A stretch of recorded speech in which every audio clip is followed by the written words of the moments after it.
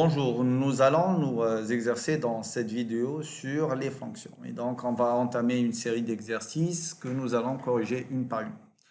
Donc, le premier exercice est le suivant, écrire une fonction excroissante qui va nous permettre de vérifier si les chiffres d'un entier n positif forment une progression croissante. D'accord? Par exemple, le nombre 5, 7, 8, 9 a des chiffres de progression croissante. Pareil pour le nombre 1, 6, 6 qui a des chiffres en progression croissante. Par contre, le A87 ne l'est pas. D'accord? On va essayer de réfléchir sur cet exercice-là. On va créer un nouveau fichier et on va commencer à travailler. Donc, la première chose à faire, c'est de réfléchir sur la problématique en elle-même. Donc, supposons qu'on ait 1, 2, 3, 4, 5. En fait, le problème avec cet exercice, c'est quoi? C'est qu'on ne connaît pas le nombre de chiffres qui composent l'entier. Donc, on aurait pu avoir ça. On aurait juste pu avoir toute cette partie-là. D'accord? Donc l'idée, c'est quoi? C'est qu'on ne peut pas commencer à gauche et aller chercher ces éléments-là, sans faire de pré-traitement, sans aller calculer au départ le nombre d'éléments qui composent cet entier-là. Donc l'idée la plus intuitive et la plus simple, c'est d'aller chercher toujours cet élément-là. Pourquoi? Parce que le chiffre de unité, on peut toujours le détecter. C'est l'entier que nous avons, mode 10. Donc si on fait 1, 2, 3, 4, 5, mode 10, ça nous fait combien? Ça nous fait 5 et le reste de la division, 1, 2, 3, 4. Maintenant, il suffit de faire quoi? De comparer le 4 avec ce 5-là. Si c'est dans l'ordre que nous souhaitons, ça va marcher. Sinon, tout simplement, il devra nous retourner une erreur. Donc, aller dire qu'un entier est croissant, est composé d'une succession de chiffres croissants, ça devrait se faire en montrant que la totalité des chiffres sont dans le bon ordre. Par contre, pour montrer qu'il ne l'est pas, il suffit de trouver une combinaison pour dire que ces deux chiffres-là ne sont pas dans un ordre croissant. Et c'est ce qu'on va essayer de faire. Donc, on va lui dire algorithme. Plutôt ici, on ne va plus parler d'algorithme, mais plutôt de fonction. Fonction est croissant. Elle va prendre un entier n et elle va nous retourner un booléen. D'accord? Maintenant, on va avoir nos variables, on va avoir le début et on va avoir la fin. Donc, comme on l'a dit, tant que ce chiffre-là, tant qu'on n'a pas trouvé une combinaison qui est erronée et qu'on a encore des éléments dans ce chiffre-là, on va faire le traitement. On va extraire cet élément-là et on va le comparer avec celui-là. Si c'est bon, on va plus voir ça et on va faire la même chose pour le 4 et 3. C'est bon, ça marche, on avance et ainsi de suite. Donc, ici, c'est le nombre d'opérations, il n'est pas connu à l'avance. Donc, la boucle, elle doit être déterministe. Pardon, indéterministe. Donc, on va utiliser un tant que ou bien un répéter jusqu'à. Ici, on n'a pas besoin de faire un traitement avant de tester. En fait, on a une opération. Ici, lorsqu'on a un chiffre qui est composé, un entier composé d'un seul chiffre, il est toujours croissant parce qu'on va le comparer avec lui-même. Ce qui fait que on va lui dire que tant que le n il est inférieur à 9, plutôt strictement supérieur à 9, eh ben, tu vas commencer à faire le traitement. Et donc, le traitement, il va consister à faire quoi? On va lui dire que je vais proposer une variable qui va s'appeler chiffre, juste pour avoir un code assez propre. Chiffre, ça va être quoi? Ça va être n mode 10. Et ensuite, on va prendre notre n et le diviser par 10. Donc, div 10. Ce qui fait que pour notre exemple, à la première itération, qu'est-ce qu'on va avoir? On va avoir dans chiffre 5 et ici, on va avoir dans n 1, 2, 3, 4. Maintenant, qu'est-ce qu'il nous reste à faire? Eh bien, tout simplement, on va comparer 5 avec 4. Sauf que 4, ça représente quoi? C'est n mode 10. D'accord? Et donc, on va lui dire, déjà, on va indenter notre code. On va enlever ces commentaires-là. Et on va venir là lui dire, écoute, si quoi? Si le chiffre est inférieur à n mode 10, il y a quelque chose qui cloche. Alors, tu vas retourner false ou bien faux. Parce que le but ici, c'est de dire est-ce que c'est croissant ou pas. Enfin, si. Donc ici, dès qu'on a une erreur, si on avait dès le départ, au lieu de 5, 4, 1, 4, 5 comme ça. Il va tester 4 avec 5. 4 est inférieur à 5, donc on va retourner faux. Il n'est pas question d'aller chercher ailleurs parce qu'on a trouvé notre réponse. D'accord? Maintenant, on va faire quoi? Rien. Donc, fin, tant que. Maintenant, la question est, s'il sort de cette boucle-là, c'est-à-dire que quoi? C'est-à-dire qu'il n'est jamais entré dans cette opération-là.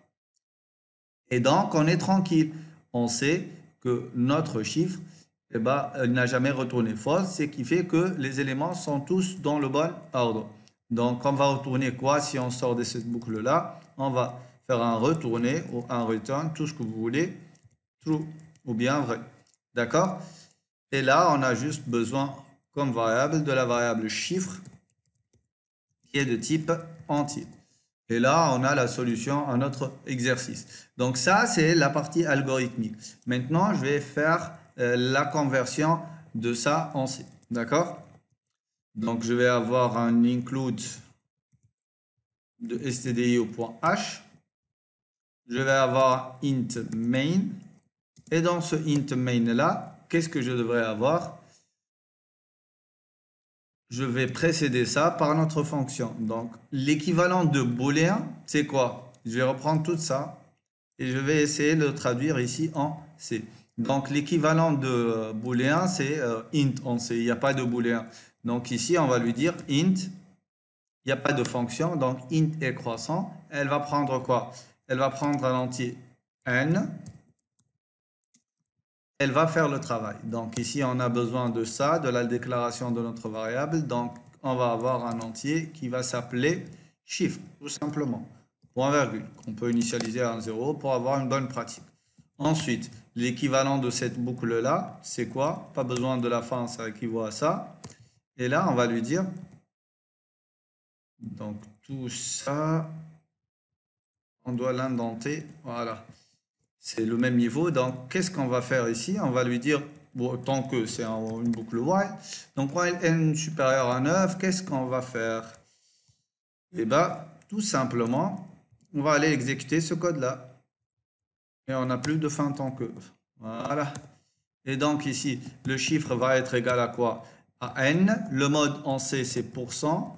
Mode 10, vous voyez que c'est une traduction exacte. La réflexion, elle a été déjà faite au niveau de l'algorithme. Donc là, on ne fait que traduire. Le div, c'est une division. L'équivalent du si, c'est un if.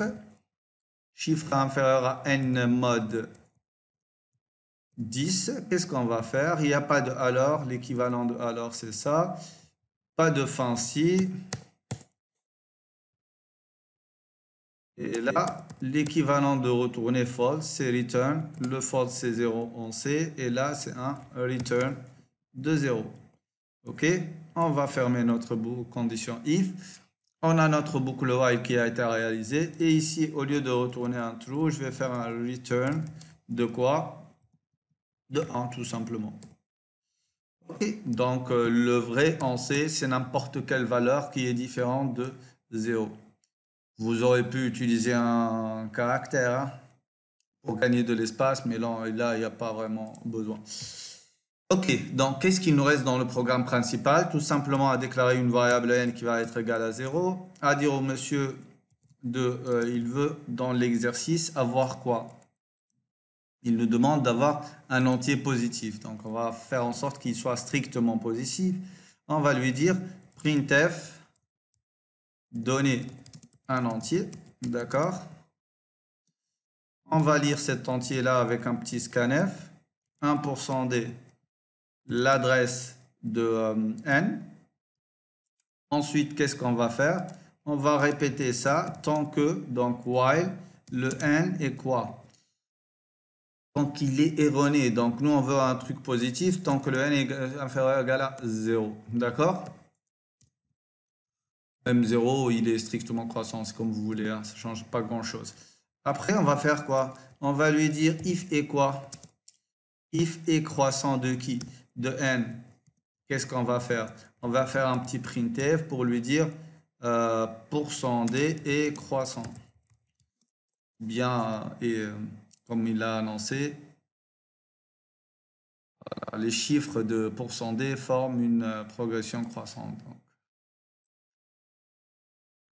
voilà, on va reprendre, je vais dire, voilà, on va reprendre tout ça, mais ça marche pas.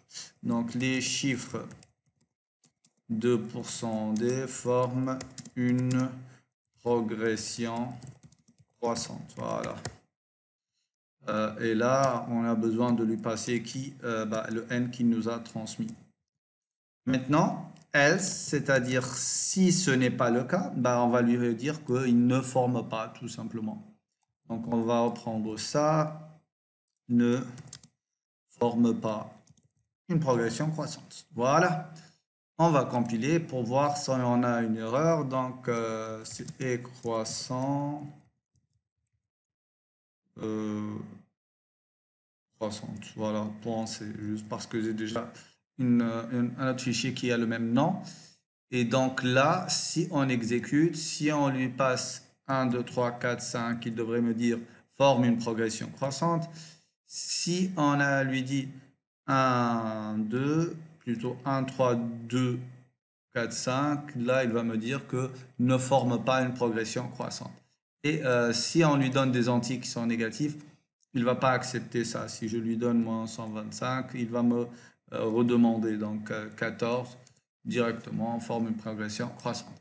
Et ça marche. Donc on a corrigé l'exercice et vous avez vu que la partie algorithmique est presque la même que la partie C. C'est juste une traduction exacte de ce que nous avons. Nous avons juste ajouté après. Donc nous ici, on peut voir la fonction est croissante comme ça. C'est une fonction qui prend un entier, qui retourne un entier. On aurait pu venir ici et lui dire vous permet de vérifier si les chiffres d'un entier forment une progression croissante. Donc, les chiffres d'un entier positif forment, bon, c'est les chiffres, donc il y a un t qui est voilà, je l'ai oublié ici et là. Voilà. Donc là, on a fait le tour de cet exercice-là. Un prochain exercice.